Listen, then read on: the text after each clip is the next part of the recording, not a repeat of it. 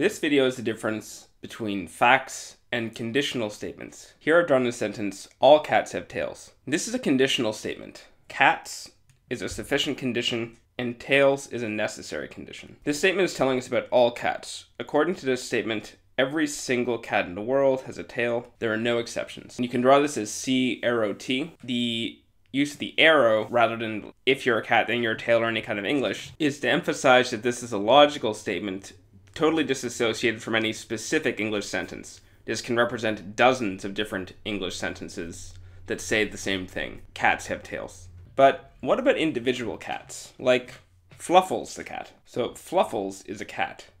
Now, what do we do with this? I suppose you could draw it like this. If you're Fluffles, then you're a cat. Some people might do that. I'm not certain, but I think there are some situations where drawing a fact this way would actually lead to breakage. Here you actually could draw like this and say, okay, so if you're Fluffles, then you're a cat, and so therefore you have a tail. But I would rather not draw this way, or at least in this video I'm going to show you a different option. I'm going to show you how to draw facts as being like an instance of a cat. So Fluffles is a cat, you draw a C with a circle around it. So this C with a circle around it represents Fluffles, it represents an individual cat. And then we can match this onto the conditional and say, alright, so since that thing is a cat, it has a tail. Now this may not seem like a huge revelation, but there are definitely some questions where getting them right depends on your ability to see that this statement about every single cat in the world, past and present, that's ever existed or could possibly exist, this absolute total conditional statement, your ability to see that this type of statement is very different from Fluffles is a cat. I mean, that's great. That's telling us about one cat. And, you know, there's probably like multiple Fluffles in the world. Maybe there's even some Fluffles that aren't cats. And Fluffles the cat is going to die someday. So